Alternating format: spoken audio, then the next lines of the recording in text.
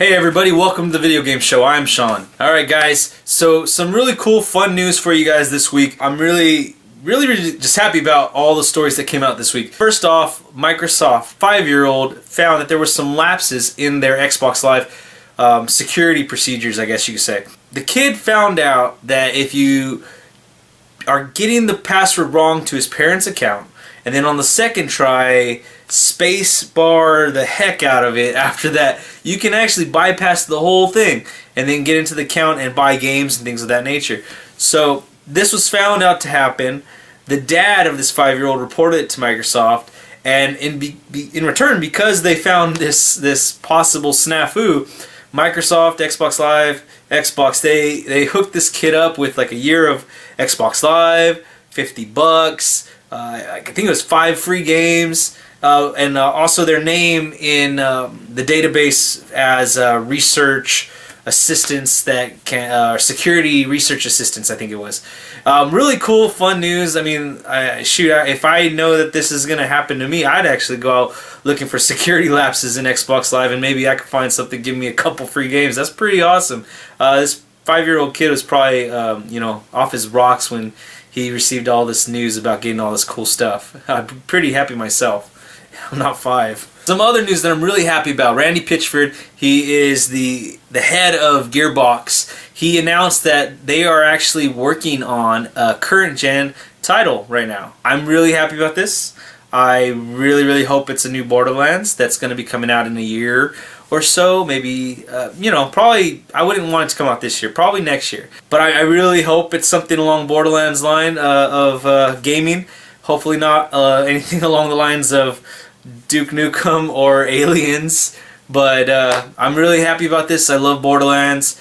I love what they do with that style. I think they're very successful at that, and they do a really good job of bringing that to the platform. And just playing Borderlands 2 on an LED TV, something high quality television, it looks amazing. So I can't imagine what it would look like if you put something like Borderlands on these current gen consoles, where they have so much more processing power. I think it would be amazing. I think you'd be able to do something even bigger and better. I've always been saying the game that I'm really looking forward to is Destiny, and a lot of people are excited about that game as well. But I have compared it to, and I haven't heard anybody even like say this, but I compare it to Borderlands. It's doing what Borderlands did, just on a little bit of bigger scale, because it has that ability. So I think if Borderlands were Gearbox were to jump in that arena with Destiny, I'm sorry, Bungie, but Gearbox might take my attention away from you guys. I really hope that they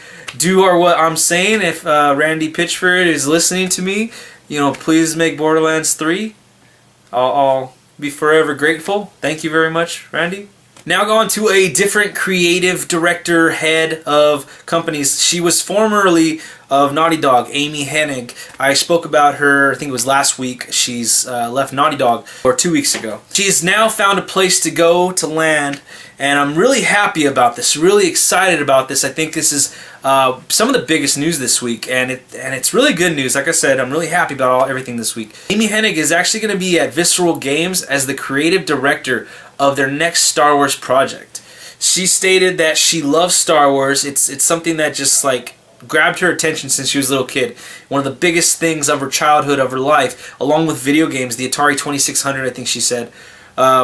Those two things combined, she started with EA over 20 years ago. All of this is coming together in like a perfect storm for her, and now she's going to be in charge of the creative direction of a new Star Wars game. I'm really happy for this, considering what she had to do with the Uncharted series and how much of a stake she had in that and how good they were. I can't imagine, what she's going to be able to do with something in the Star Wars universe, especially with the news coming out last week about EA focusing on the universe, the lore as a whole, and building it up from there instead of the movies. I think that she's going to be able to just pull some stuff out of like all these cracks and crevices and just be able to put together this great story. I think she's going to be able to make that universe complete, and it's going to be an awesome game. I think that whatever they do, it's going to be successful, and I think that she's going to be a really big part of that that successfulness. I really do. I'm really happy about this, and I can't wait to see what she has in store for us. So over the last year or so, Amazon has been rumored to be working on a platform, a console. Amazon finally announced earlier this week that they actually have a box to go with your TV. It's called Amazon Fire. To me, it reminds me of like a Roku, but with game abilities. If you have a Roku, you can access that, connect it to the internet, and access you know, Pandora, Netflix, Crackle, all these different apps that people want to access that maybe not have a smart TV, things of that nature. So this is a good idea in that aspect. It's comparable to a Roku or something along those lines. But they also added the gaming to it. It's only going to cost $100, and this gaming aspect to it, though, is not the hardcore realization of what people are really into in the gaming world, like the Xbox One, the PS4. It isn't that like developed. It's comparable to an iPad. It's comparable to the Ouya, and that's exactly what I want to compare it to. It's pretty much an Ouya with a Roku built in. I think that this can be successful for people that aren't gamers. I don't think it'll be successful for gamers. If anyone were to think that this is going to be something to compete against Xbox One, PS4, you know, I doubt that it has a chance in hell at that. This is a nice step in the right direction for them to make some progress against maybe Apple TV and Roku, but I don't think it's going to be any competition for Xbox One or PS4. I am not going to be getting one of these for me. I'm not interested in it at all because I already have something that plays all of those things that's going to provide. I already have 4 systems that can play Netflix, YouTube, web browsers. I already have all that. I have 3 systems that could do Blu-rays. You know, I have game systems that are dedicated game systems with, you know, graphics, processors, memory, everything that I need. And this is not going to even come close to taking those places. So, I mean, like I said before earlier, a step in the right direction for them. Nice to see some hardware coming from them, but it's I don't know. It's gonna fall short, I think, if they're aiming for the hardcore. Alright guys, there was a trailer that dropped this week. I'm pretty excited about it. Not so much because the trailer's badass or anything, but the trailer for the game is a really good game and I'm really loving it so far. It's for episode 3 of The Wolf Among Us, A Crooked Mile. I'm really loving this game, really enjoying it, and I'm excited to see where it goes from here. I haven't read the comics. I'm waiting to finish this before I even jump into the comics. I am interested in it. They got me hook, line, and sinker with the first episode, and I'm in this to the end, and I can't wait for this to come out. There was no date of when it was releasing on the trailer. The trailer does give you some nice little hints here and there of what's going on and where the direction of the story is going. So if you guys have played the first 2 episodes, check out the link below. If not, you know, hold your breath, go play those first 2 episodes, then check out the trailer. It's definitely worth your time and money. Alright guys, this week I do have a video game of the week for you. I just finished it. Infamous Second Son on PS4. So this game is the system seller comparative to Titanfall 4 Xbox One. I finished this game. I really enjoyed it. At the same time, I'm still trying to wrap my head around the feelings I have for this game. There are certain parts of the game that I feel are broken. There are certain parts of the game that flourish. But the more I think about it, the more I realize that maybe some of those parts I thought were broken at the beginning of the game, or I felt that they weren't defined enough. Maybe I shouldn't be comparing it to certain things, or maybe I should have taken a step backwards and tried to compare it to things or evaluate it at a later stage in the game, possibly when I finish it. Some of those aspects, and now I don't know how you guys feel about this, but I felt that at the beginning section of the game, moving around the town is very difficult. I felt like the parkour system, and I don't even know if I want to call it parkour, let's just call it climbing system, it left me wanting something a little bit more. And when I was playing, I was climbing buildings, and I felt like it wasn't doing what I wanted it to do, and I immediately compared it to the Assassin's Creed franchise, and I was disappointed for some reason in how lacking it was comparative to Assassin's Creed. I spoke with a friend about it, and they told me, you know what, I didn't have any of those issues. So in my head, I'm thinking maybe I am just comparing it to the wrong game. Maybe I'm expecting too much out of that aspect of the game. Maybe I shouldn't be. Maybe because that is a small aspect of the game, I should, wait till I get farther along. As I got farther along in the game, with every new power you get, traversing the world becomes easier and easier. At that point, I realized something that I also realized by talking to other people, as well as listening to other opinions of the game, is that could have possibly been there on purpose, to the traversing the world, the climbing buildings, all of that aspect. It could have been there for a reason, and that is to enjoy the city that was richly developed. It's wide, it's big, it's all these buildings. You got people all over the place. Maybe it was done that way on purpose. It was deliberate to experience that. So I'm trying to open my mind up around that. I want to be able to give it, an even outlook on it. I want to be able to give an even outlook on it. I want to be able to judge it on its own merits, not comparative to something like Assassin's Creed, where they base their game on climbing, running, and things of that nature. So as the game got on, my powers steadily increased. They increased in how I traverse the world. They increased with the flashiness, I guess you could just say. The extravagance of my powers increased. The abilities increased. It was easier to move around. I felt with every power I got, I was more of a badass in this game. Now, I also do play this game as a completionist, because they put everything on the map that you want to do. So when I see that, I'm like, oh, I have to go there. I have to go get those drug dealers. Oh, I have to go there. I have to go find that guy hiding in the crowd. So I did all of that before I even left an area. So after doing all that, I get all these shard pieces, which help you upgrade your powers. And when I get to the next power, my power was pretty much all the way upgraded. All I did was buy everything. Literally, when I got the second power, within 10 minutes, I was fully powered with it. And then when I did the same thing, clear out that area with those powers, when I got the next power, same thing happened. So I do think that they should have scaled that back a little bit and had it be more organic.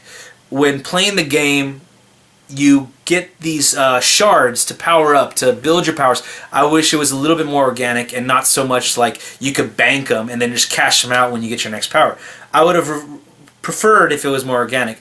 And going with that more organic feeling, I wish that the story was more complex, more organic in the sense that it had more complexity instead of just an A to B point. I felt that here's where it started, here's where it ends. They tell you that from the beginning of the game, and there's nothing that changes that. The only thing that changes is your power set. So I feel like it should have been more organic with these characters you meet in the game. If something happens with this character, maybe I can help them more. During the game, they give you an option to punish or help the characters you meet.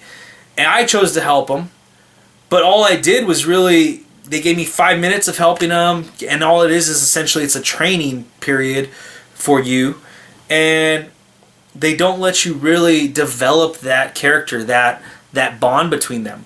They give you something that starts off really well, the dialogue between the characters, and then they cut you short.